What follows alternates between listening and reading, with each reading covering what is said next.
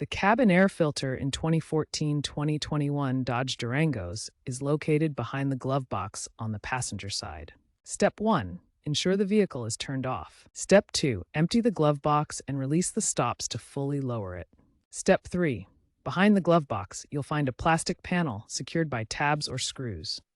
Unclip or unscrew this panel to reveal the cabin air filter compartment. Step 4.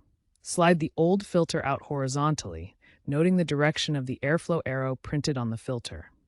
This arrow indicates the direction of airflow and is crucial for installing the new filter correctly. With the old filter removed, insert the new cabin air filter into the compartment. Ensure the airflow arrow on the filter points toward the cabin, typically downwards.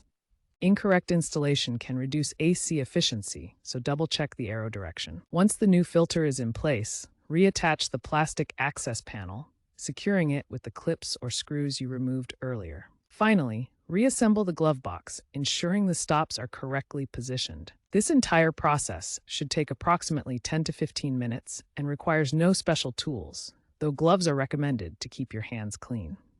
Regular replacement every 15,000 to 25,000 miles or annually prevents HVAC system clogs and maintains optimal cabin air quality.